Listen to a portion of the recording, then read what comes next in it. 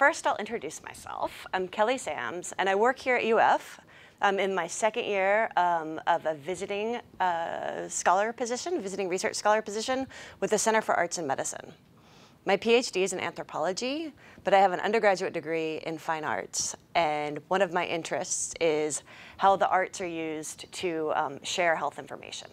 So you'll see throughout this presentation, there's a lot of photos and images and some screenshots from things off the internet that I use to illustrate my presentation, but I also use as data that I'm analyzing. So I'm a medical anthropologist. My research overall is about the circulation of knowledge and material, items like medical things like medicines and other technologies in Africa related to global health. And right now, I'm especially interested in how knowledge is constructed during times of epidemic and pandemic preparedness.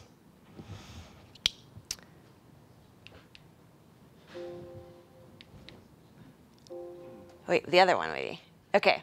So just so we're all on the same page, because you're going to hear me say these words a few times. Endemic diseases are diseases that are always constantly present in a place. There might be cycles, there might be like flu season or diseases that kind of come and go, but they're more or less predictable. An epidemic is when there is usually a sudden but a big increase in the prevalence of a disease. A pandemic is when this goes across international borders, across continents, and starts to spread possibly throughout the world.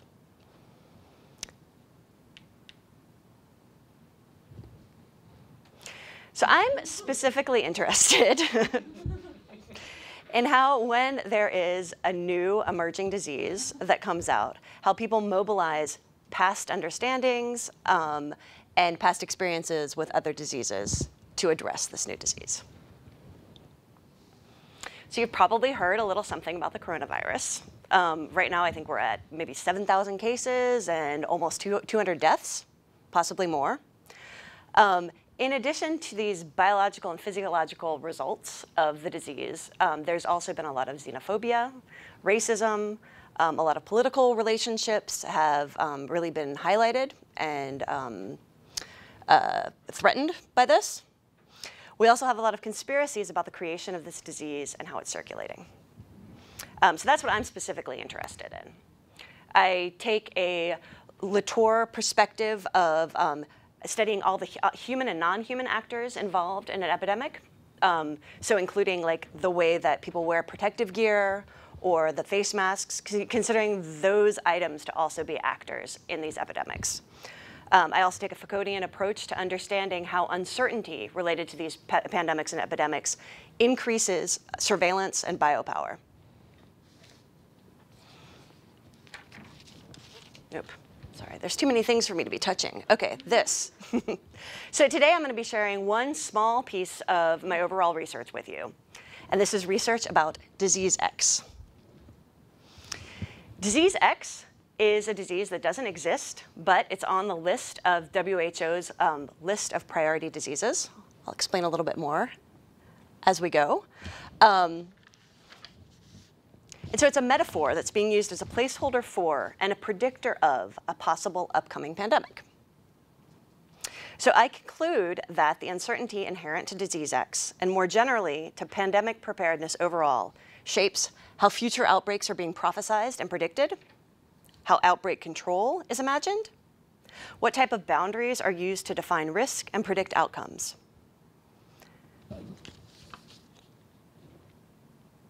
Like I said, I'm really interested in the images that go along with disease X. So if we have time afterwards, I would love to talk about the images that I've included here. So the work that I'm presenting today comes from data gathered from these sources. I conducted interviews with public health professionals and healthcare workers who were involved with pandemic preparedness and who are also involved with the Ebola epidemic. I draw from a case study that I conducted with individuals who had been hospitalized for infection with Ebola in Guinea. And I've also gotten started in something new for me with internet ethnography and archival research. This is really important for the fields of anthropology and public health, but also history. Like I said, I'm really interested in going back and seeing how people mobilize experiences that they had with other epidemics in predicting and addressing new epidemics.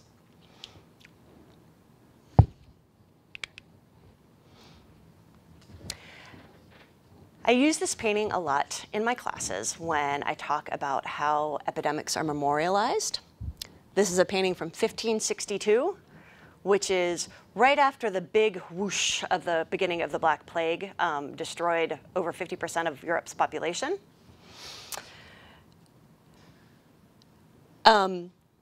Even more than, again, the physical and biological effects that happened after the plague, there were works of fiction that were inspired by the plague and lots of works of art.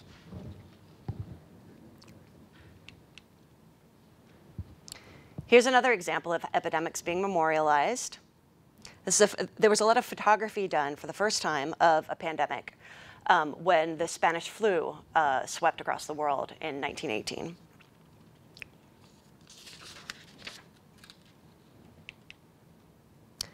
So this is the image that I had on my title slide. It's a picture that I took. You'll see these three figures looking up at the headquarters building of the WHO in Geneva. And if we look at it from the front, we see something a little bit different. This is a sculpture that was created to commemorate the anniversary of the eradication of smallpox in 1980. The global spread of smallpox can be traced to human circulation across centuries. And the eradication of smallpox is something that public health is very proud of having done. This is the first time that a human disease was ever intentionally eliminated from the planet by a public health campaign. However, smallpox is not a zoonotic disease like these emerging diseases that we're seeing, and it doesn't pose the same kind of challenges to global health as other things like Ebola or Zika. So the paradigm of emergencies and zoonoses, any disease that's transferable between humans and animals, is at the heart of contemporary global health. Like I mentioned before, there's Zika, Ebola, HIV/AIDS, now the coronavirus, and these expose our relationships with animals. These expose the weaknesses and the complexities of our relationships with animals, the environment, and also the weaknesses of the systems that we have to control, survey, and predict disease. The One Health approach highlights how human health is undeniably related to the health of animals and the environment.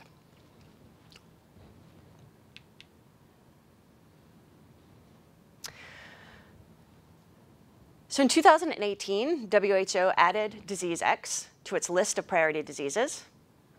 Again, this is not a disease that currently exists, but it's a placeholder for a disease that could possibly happen.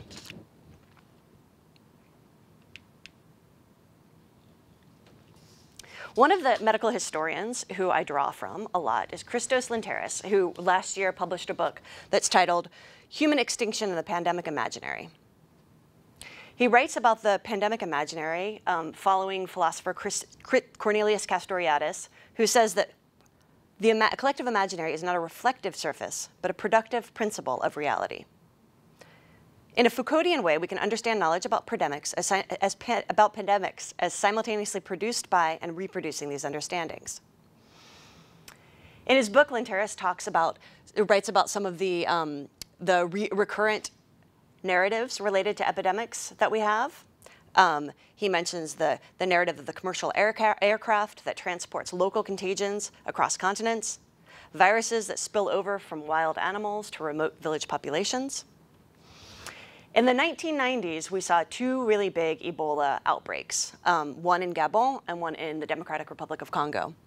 And following these outbreaks, we also saw a huge increase in the number of fictional, dystopian, epidemic-based movies and books, such as this blockbuster film Outbreak with Dustin Hoffman in 1995, and then even 28 Days Later in 2002, which seems to be related. So I draw from Linteris' work on the pandemic imaginary, and also Carlo Coduf's research on the pandemic prophecy, where he examines how the category of the unknown is invoked in scientifically inspired prophetic proclamations about future pandemics. I'm also in dialogue with others like Sharon Abramowitz, who was here before, Frederick Keck, who's explored epidemic narratives of Ebola and Zika that are the inspiration for much of the preparedness work underway today.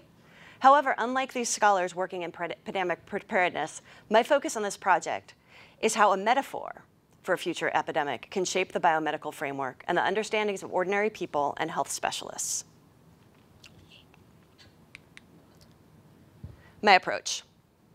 I'm looking at two key questions in this research. How is a collective imaginary of disease X being constructed? And how is disease X being used as a placeholder for and predictor of an upcoming pandemic? I situate my research in a tradition of empirical ethnographic research with a historical approach. I'm doing this research as a small part of a larger research program that's titled Pandemic Preparedness, Local and Global Concepts and Practices in Tackling Disease Threats in Africa. We informally call this Preparedness from Below. And we're a group of about a dozen researchers. It's a Wellcome Trust-funded project that's run through the University of Sussex and the Institute of Development Studies in the UK. All 12 of us are working on different aspects of pandemic preparedness. I have colleagues working in Sierra Leone and Uganda looking at how preparedness looks on the ground. Other colleagues in Senegal or Geneva looking at more of the global and regional levels. We also all work together on the West African Ebola epidemic. And so we're moving forward with this work, with this historical knowledge of how new knowledge was constructed during the Ebola epidemic.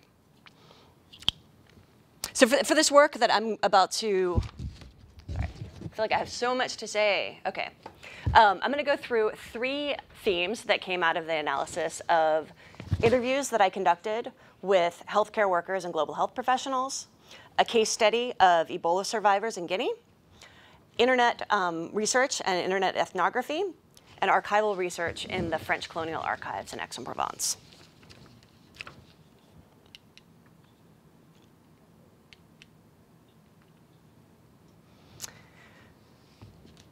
Analyzing these data, there are 3 main themes that emerged: prophecy, mobilization, and boundaries. So after the WHO added disease X to its list of priority diseases, there was a huge spike in posts and articles about the disease.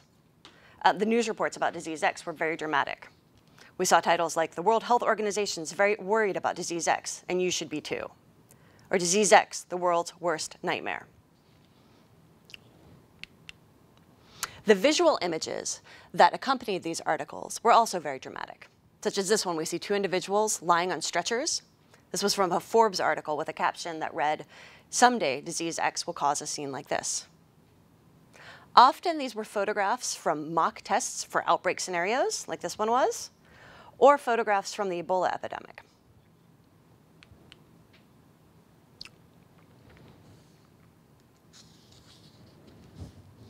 We saw a lot of questions about who created Ebola and how it was possible to predict a disease that hasn't happened yet when we look at it, disease X. Adama, a 21-year-old man, talked about how the response team was predicting and then spreading the disease from village to village in Guinea. This was also echoed by several others in the focus groups, and also echoed by online discussion that I've been looking at recently. They say it was coming there and that it would be there. First, there were no problems, but then they would say they needed to go. Then they would show up and people would die. Everyone said that they were planning it.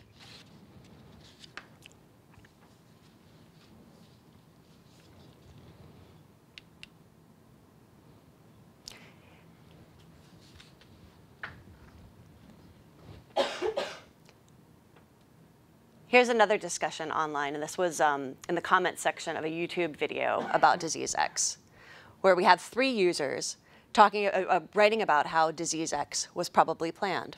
User number 3 says, I've come to the conclusion that they know all this information because they have the disease in a lab somewhere. And when they decide to kill us all, they'll want to say they told us so.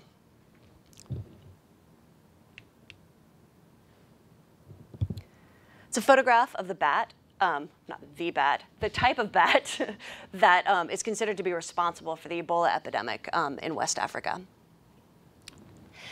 One of the conceptions that people have recently that could possibly happen with disease X, which I found interviewing a nurse in Burkina Faso who explained how people living in the community where she worked believed that a disease could be injected into a bat for dissemination.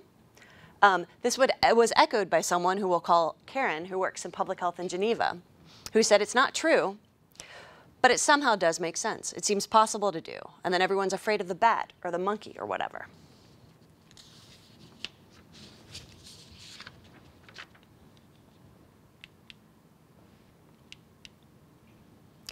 Mobilization.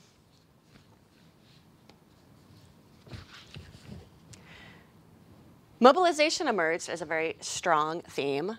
However, there was a great ambivalence of this theme. In some ways, Ebola response teams were feared, and in other ways, they seemed to be the saviors that were going to be, that needed to be mobilized to save humanity. I also found another figure that circulated on social media during Ebola, and then was reinvigorated for Disease X. This is Ebola Hunter.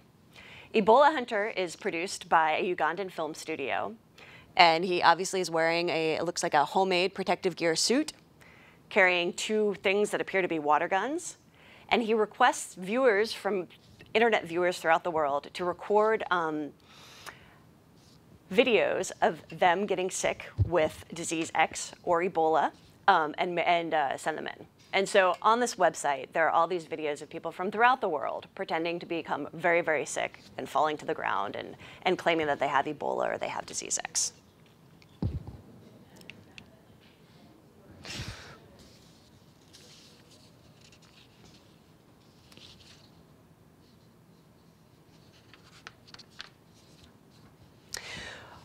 I also found that people really felt that they could mobilize their experience from the Ebola epidemic in confronting whatever other epidemic came. Here we have an interview with Esther, a nurse in Conakry, who states, "We did it with Ebola, and this time we can be quicker. If there's a Disease X that comes, we already have the systems in place." Boundaries was another issue, another theme that came from this research. Unlike other illnesses such as Zika or Ebola that seem to be rather constrained in a geographic area, Disease X has come forward with this conception of Disease X as being a threat to the global north as well as the global south, so the developed world as well as the developing world. The Museum of London had an exhibition about Disease X last year, and one of the curators states on the informational video associated, "Epidemics can kill anyone, even members of the royal family."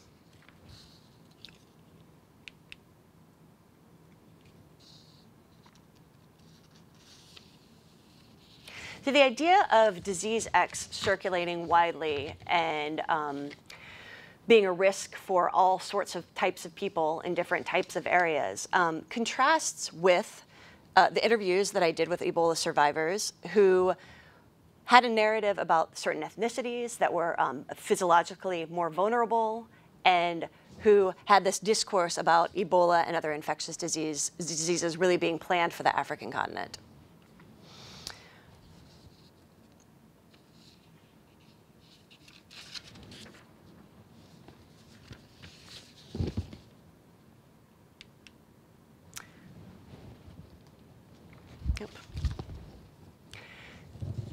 So recently, this is just in the past month, both of these things are from the past month. Disease X has really been, you've been seeing it in popular culture.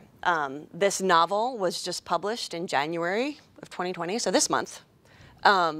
Published earlier this month, Disease X, everyone knows it's coming, no one knows what it is. It's a fictional story about a WHO doctor who is sent to Mexico to go investigate a disease. And while he's there, he discovers, and I want to read a quote. He discovers the big one they've been waiting for, Disease X, the unknown pathogen with a potential to destroy mankind. In the same month, British media, not American media, but British media, started using the term Disease X to refer to the emerging coronavirus that was coming out of Wuhan, China. Since researchers have learned more about the coronavirus and since it's been identified, we've seen it referred to as coronavirus and not Disease X.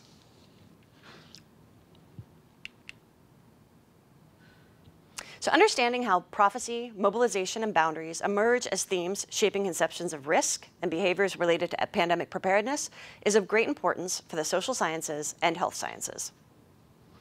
How disease X and the pandemic imaginary shape people's relationships with global health interventions and knowledge related to infectious disease control is a very important thing for us to study as we prepare for whatever else is to come.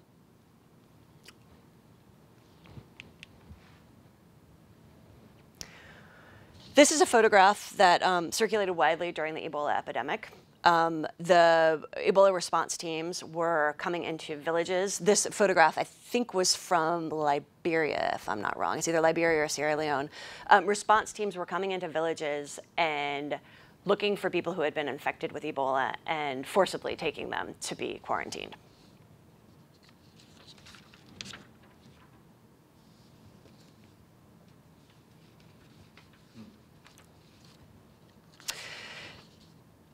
So I think it's important, I'd like to make the point that it's important to think about earlier epidemics and how the knowledge and the experiences from these earlier epidemics, there's a thread between what happened in the past, how we're dealing with controlling infections that are currently occurring, and then how we're planning for infections that will occur in the future.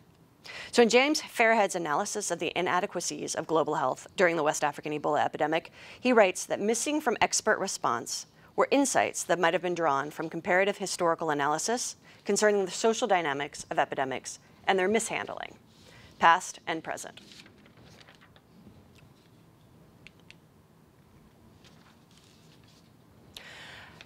I work in different countries in sub-Saharan Africa. This area of the world is what Guillaume Lachenel refers to as a colonial and now post-colonial medical laboratory. There's been a lot of history with colonial medicine and even since independence of experiments in Africa that have done more harm than good. This photograph is from a mass drug distribution campaign that occurred during the colonial period in Africa for sleeping sickness in French West Africa.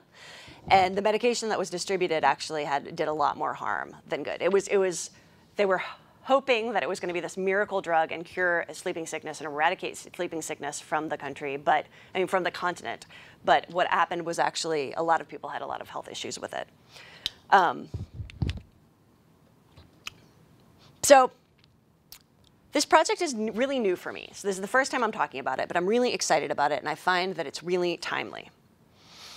The Ebola epidemic that we're seeing right now in the Democratic Republic of Congo, the fears that we're seeing with coronavirus, all of these things I think are very important and make us think about how societies react to and try to control infectious threats.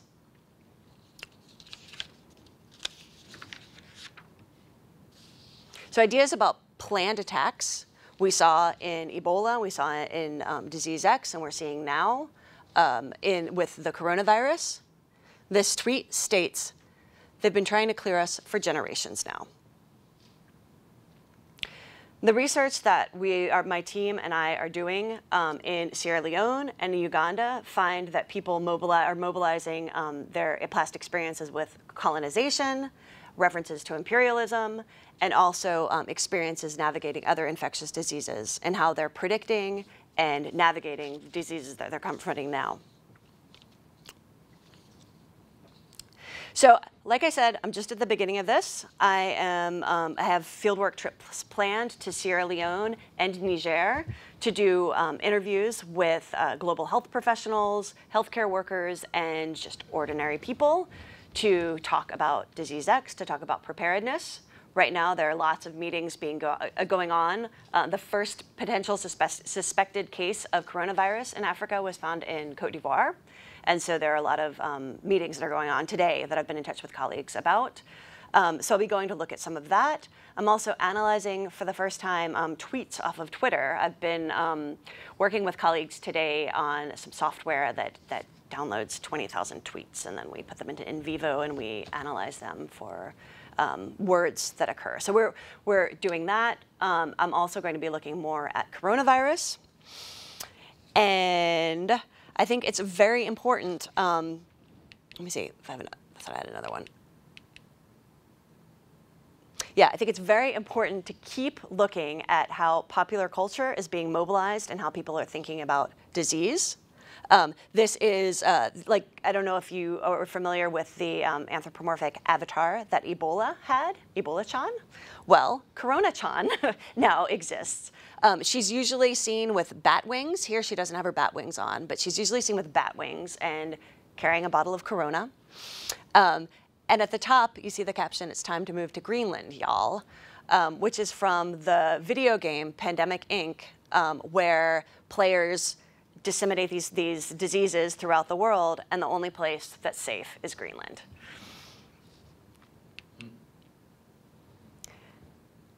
Also, just another little screenshot of something that my team and I found was interesting on Twitter is that Netflix recently released this show, this series about titled Pandemic. I think it was released this month, maybe, like at the same time that the coronavirus came out. And so there's been a lot of talk on Twitter about how would Netflix, you know, it can't just be a coincidence. It has to be more than a coincidence. And this, hey, don't worry, I hear they have a vaccine for it, maybe is tongue-in-cheek, but we know that these jokes also influence how people think about their health and how people's relationships with the healthcare system is in general.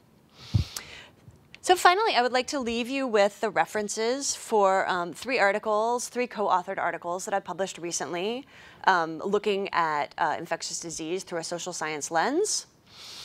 And I hope that they're useful to you, and I'd like to stay in touch with anyone who's interested in how the social sciences can be used to understand infectious disease more clearly. Thank you very much.